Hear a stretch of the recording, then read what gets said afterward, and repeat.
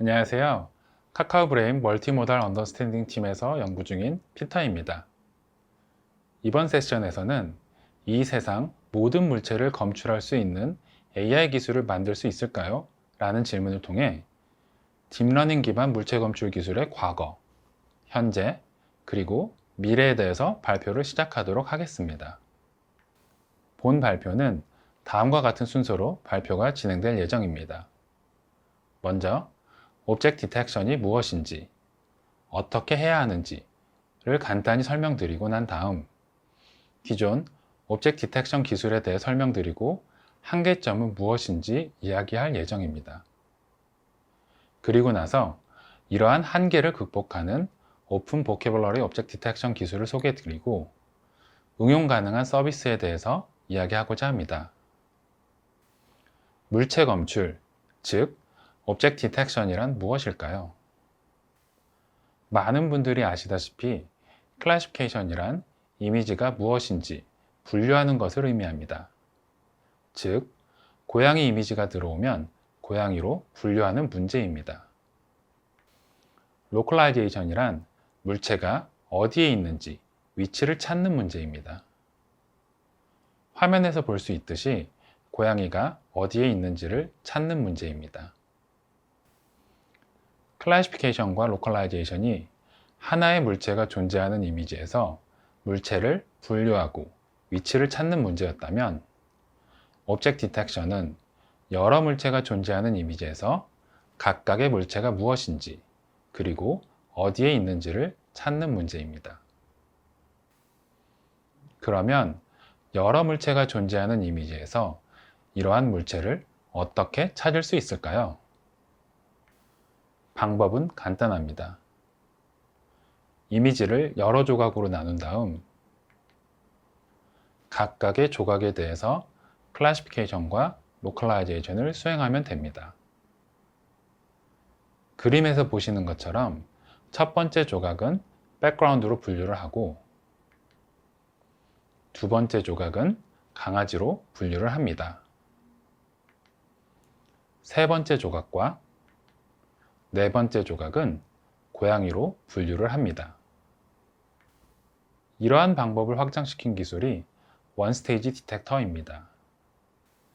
이전 슬라이드에서 설명한 것과 같이 인풋 이미지를 일정 개수의 그리드로 나눈 다음 각각의 그리드에 대해서 클래시피케이션 수행하여 클래스 프로바빌리티 맵을 계산하고 로컬라이제이션을 수행하여 바운딩 박스를 생성합니다. 이렇게 생성된 박스를 취합하여 중복된 박스를 제거한 후 최종 검출 결과를 얻어낼 수 있습니다. 원스테이지 디텍터는 2013년 오버핏을 시작으로 욜로, SSD 같은 논문이 발표되었으며 포컬러스를 사용하였던 레티나넷, 그리고 앵컬리스 디텍터인 FCOS, 센터넷 등 다양한 방법이 연구되었습니다. 오브젝트 디텍션 방법에 있어서 원스테이지 디텍터와 비교하여 또 다른 한 축이라고 할 수 있는 투스테이지 디텍터를 소개할 텐데요. 투스테이지 디텍터는 인풋 이미지를 받아서 물체가 존재할 만한 위치에 대하여 셀리언트 박스를 생성한 다음 이렇게 생성된 박스, 즉 ROI에 대하여 ROI 플린 같은 크랍 연산을 수행하여 여러 개의 ROI 패치를 생성한 다음 각각의 ROI 패치에 대하여 클래시피케이션과 로컬라이제이션을 수행하게 됩니다. 원스테이지 디텍터와 마찬가지로 이렇게 계산된 박스를 취합하여 중복된 박스를 제거한 후 최종 검출 결과를 얻어낼 수 있습니다. 투스테이지 디텍터는 셀리언트 박스 생성기로 셀렉티브 서치를 사용하였던 RCNN을 시작으로 ROI 풀링을 도입하였던 Fast RCNN, 리전 프로포절 네트워크, 즉 RPN을 소개하였던 Faster RCNN, ROI 온라인을 도입하고 인스턴스 세그멘테이션 문제를 함께 풀었던 마스크 RCNN, 그리고 포지션 센서티브 아웃라이플링을 소개하였던 RFCN 등 여러 방법이 연구되었습니다. 원 스테이지 디텍터, 투 스테이지 디텍터 모두 엔드투엔드 매칭으로 모델을 학습시켰기 때문에 하나의 물체에 여러 상자가 검출될 수밖에 없었고, 이렇게 검출된 박스를 취합하여 중복된 박스를 제거해주는 과정이 필요하였는데요. Non-Maximum Suppression, 즉 NMS라고 불리우는 휴리스틱 알고리즘을 물체 검출이 종료된 이후에 적용을 해줘야 깔끔한 검출 결과를 얻어낼 수 있었습니다. 바꿔 말하면 지금까지 설명드렸던 물체 검출 방법들은 딥 모델에서 생성하는 결과가 중복된 여러 박스의 집합이었고, 포스트 프로세싱 없이는 불완전한 물체 검출기라고 이야기할 수 있습니다. 그러면 포스트 프로세싱이 필요 없는 물체 검출기를 만들 수는 없을까요? 이러한 문제를 해결하기 위해 페이스북 AI 리서치에서는 2020년 ECCV의 디터 알고리즘을 발표하였습니다. 디터 알고리즘은 파지티브 매칭을 위해 IOU만 사용하였던 기존 물체 검출 알고리즘과 달리 클래시피케이션 및 리그레션 코스트를 동시에 고려하는 파지티브 매칭 코스트를 계산하였고, 헝가리안 매칭 알고리즘을 이용하여 GT당 단 한 개의 파지티브 매칭 페어를 찾도록 함으로써 NMS 같은 포스트 프로세싱 없이 물체를 성공적으로 검출할 수 있도록 하였습니다. 디터 알고리즘은 랭귀지 모델에 사용되었던 트랜스포머 인코더 디코더 구조를 도입하였으며, 쿼드라틱 컴플렉시티의 계산 비용을 가지는 어텐션 연산으로 인해 오브젝트 디텍션에서 일반적으로 사용되는 멀티스케일 피처를 사용할 수 없었고, 이에 따라 작은 물체의 검출 능력이 좋지 않았습니다. 이러한 문제를 해결하기 위해 디포블 디터 알고리즘이 작년 아이클리어에 발표되었는데요. 디포블 디터 알고리즘은 디포블 컨볼루션과 비슷한 디포블 어텐션을 제안하였고, 모든 쿼리가 모든 키를 어텐션 하도록 하여 계산 비용이 쿼드라틱 컴플렉시티였던 기존 어텐션 연산을 모든 쿼리가 일부의 키만 어텐션 하도록 하여 계산 비용을 리니어 컴플렉시티로 낮출 수 있었습니다. 이렇게 디포머블 어텐션의 낮춰진 계산량 덕분에 디포머블 디터에서는 멀티스케일 피처를 사용할 수 있었는데요. 멀티스케일 피처를 사용할 수 있었던 디포머블 디터 알고리즘은 결과에서 볼 수 있듯이 디터 알고리즘과 비교하여 작은 물체에 대한 정확도, 즉 APS에 대한 성능이 큰 폭으로 향상되었습니다. 하지만 마지막 레이어 피처만 사용하였던 디터 알고리즘과 비교하여 멀티스케일 피처를 사용하였던 디포머블 디터 알고리즘에서는 인코더가 처리해야 할 토큰의 개수가 약 20배가량 증가하게 되었고, 리니어 컴플렉시티 연산인 디포머블 어텐션을 사용했음에도 불구하고 전체 계산량이 2배가량 증가하여 검출 속도 저하로 이어졌습니다. 여기서 잠시 우리는 물체 검출을 위한 이미지의 특징을 살펴보고자 합니다. 물체 검출을 위한 대표적인 데이터셋인 MS-COCO 데이터셋을 분석한 결과 겨우 30%만의 픽셀이 우리가 관심 가지는 물체의 영역이었고, 나머지 70%는 배경이었습니다. 물체 검출을 위한 다른 데이터셋도 그렇게 큰 차이가 나지 않았는데요. 이러한 상황에서 우리는 인코더의 입력으로 들어오는 모든 토큰에 대하여 계산을 할 필요가 있을까요? 입력 이미지의 모든 멀티스케일 토큰을 사용하였던 디포머블 디터 구조인데요. 카카오 브레인에서는 올해 아이클리어에서 발표한 스파스 디터에서 인코더의 모든 토큰을 계산하도록 넘겨주는 것이 아니라 중요한 토큰을 선택할 수 있는 보조 네트워크를 학습하도록 하여 소수의 토큰만 넘겨줄 수 있도록 하였고, 이렇게 선택된 소수의 토큰만 인코더에서 연산하도록 하였습니다. 우리가 확인한 것처럼 실제로 물체가 존재할 만한 공간은 전체 이미지 영역의 30%밖에 되지 않았기 때문에 인코더에서 모든 토큰을 계산하지 않고 선택된 소수의 토큰만 계산하도록 한 것이죠. 이러한 작업을 통해 우리는 물체 검출 성능을 유지한 채 전체 계산량을 약 40%가량 줄일 수 있었고요. 특히 인코더의 계산량은 80% 이상 줄일 수 있었습니다. 스윈 타이니 백본을 사용하였을 때 스파스 디터 알고리즘의 코코 밸리데이션 셋에 대한 결과인데요. 디포블 디터 알고리즘과 비교하여 스파스 디터 알고리즘은 선택된 10%의 인코더 토큰만 계산하여 전체 계산량의 40%가량 감소하였음에도 불구하고 성능이 향상된 결과를 얻을 수 있었습니다. 인코더에서 계산하는 토큰의 비율을 50%까지 늘렸을 때에도 여전히 전체 계산량은 20%가량 줄어들었음에도 불구하고 성능을 큰 폭으로 향상시킬 수 있었습니다. 다음은 ResNet 50 백본을 사용하였을 때의 결과인데요.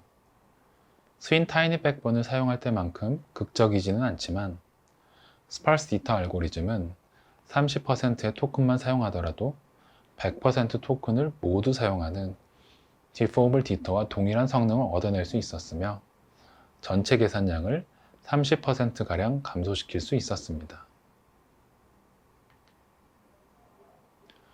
오브젝트 디텍션 모델을 학습하기 위해서는 일반적으로 이미지넷 프리트레인드 모델을 이용하여 모델 파라미터 초기화를 하게 되는데요.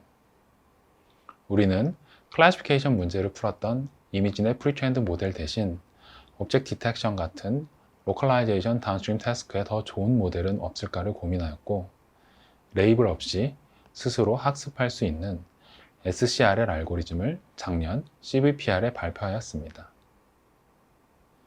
스파스 디터 알고리즘에서도 이렇게 학습된 SCRL 모델로 파라미터 초기화를 수행한 후 학습을 시켰더니 디텍션 성능을 큰 폭으로 향상시킬 수 있었습니다. 1스테이지, 2스테이지, 그리고 디터까지 모델의 초기값만 이미지넷 프리트레인드 모델에서 SCRL로 바꾸면 성능이 향상되기 때문에 오브젝트 디텍션, 인스턴스 세그멘테이션 같은 로컬라이제이션 다운스트림 태스크를 학습하실 경우 GitHub에 공개된 SCRL 모델을 사용해 보시길 바랍니다. 그렇다면 지금까지 소개한 물체 검출 기술의 한계는 무엇일까요? 바로 미리 정의하여 학습한 클래스만 검출할 수 있다는 것입니다.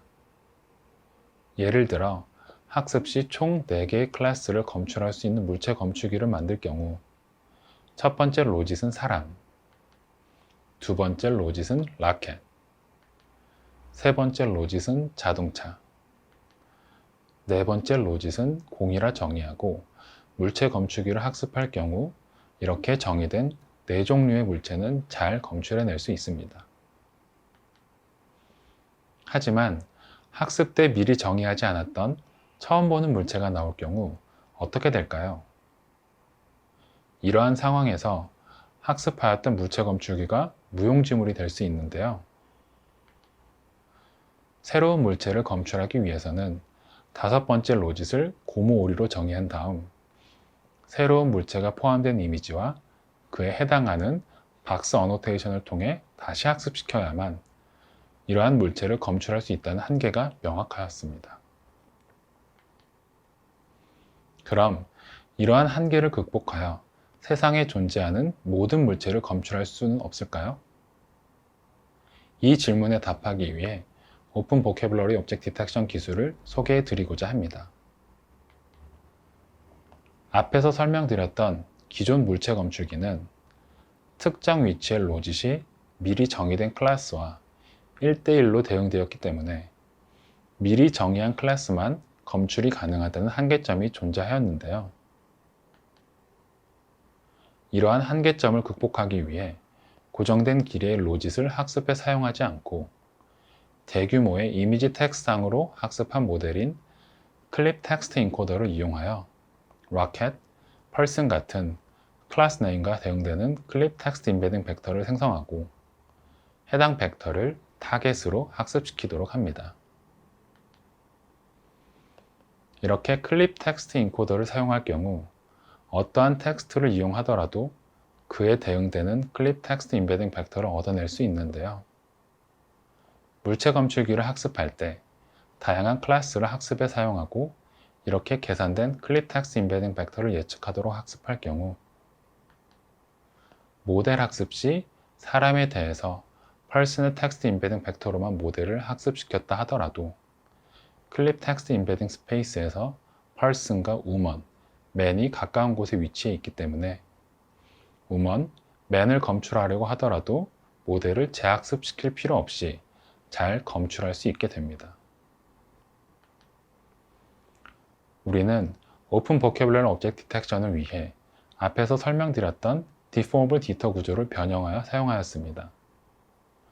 디포머블 디터 구조는 미리 정의하였던 클래스만 검출 가능하다는 한계가 있었기 때문에 고정된 크기의 클래스 로짓을 예측하는 클래시피케이션 헤드를 제거하고 클립 텍스트 임베딩 벡터를 예측할 수 있도록 클래시피케이션 헤드를 교체하여 디포머블 디터 구조의 오픈 보캐블러리 오브젝트 디텍션을 수행할 수 있었습니다. 추가로 여러 종류의 물체 검출 데이터셋을 학습할 때 사용하기 위한 몇 가지 방법을 고안하여 좋은 성능을 보여주는 물체 검출기를 학습시킬 수 있었습니다. 학습 데이터셋을 제한 없이 사용할 수 있는 환경에서 최근에 공개되었고 가장 성능이 좋았던 구글 AI의 OWAVIT와 비교하여 우리의 모델은 계산량이 OWAVIT 대비 20%밖에 되지 않았음에도 불구하고 1200여 개의 클래스를 맞춰야 하는 엘비스 밸리데이션 셋에서 가장 좋은 성능을 보여주었습니다. 지금부터 보여드릴 페이지는 실제 학습된 모델의 검출 결과입니다. 미리 정의된 클래스만 검출 가능했던 기존 물체 검출기와 달리 우리가 학습한 모델은 추론 단계에서 찾고자 하는 물체의 텍스트 쿼리로 받을 수가 있는데요. 남성, 여성, 그리고 아이를 쿼리로 넣어줄 경우 보시는 것처럼 남성, 여성, 그리고 아이를 각각 구분지어 검출하는 것을 확인하실 수가 있습니다. 두부, 브로콜리, 파프리카를 찾고자 할 때에도 보시는 것처럼 잘 검출하는 것을 확인하실 수 있고요. 커피, 냅킨, 마카롱을 찾고자 할 때에도 무리 없이 잘 검출하는 것을 확인하실 수 있습니다. 사고난 자동차를 텍스트 쿼리로 넣을 경우에는 어떻게 될까요? 결과에서 확인하실 수 있듯이 여러 대의 자동차 중 사고난 자동차를 정확히 찾아내는 것을 확인하실 수 있습니다.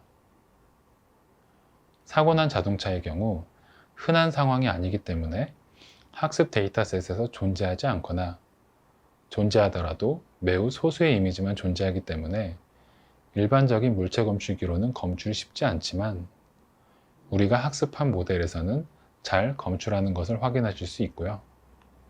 경찰차를 찾고자 할 때에도 잘 찾아내는 것을 보실 수 있습니다. 그렇다면 현재 우리가 확보한 모델은 완벽할까요? 아직 우리가 학습한 모델은 완벽하지 않은데요. 우산을 들고 있는 사람을 검출하고자 하였으나 우산이 우산을 들고 있는 사람보다 더 높은 정확도로 검출된 결과를 확인할 수 있었습니다. 이번에는 트렌치코트를 입고 있는 여성을 검출하고자 했을 때인데요. 사진에 등장하는 많은 사람 중 트렌치코트를 입고 있는 여성을 높은 정확도로 잘 검출한 것처럼 보이지만 다리가 잘린 채 검출된 결과를 확인하실 수 있고요.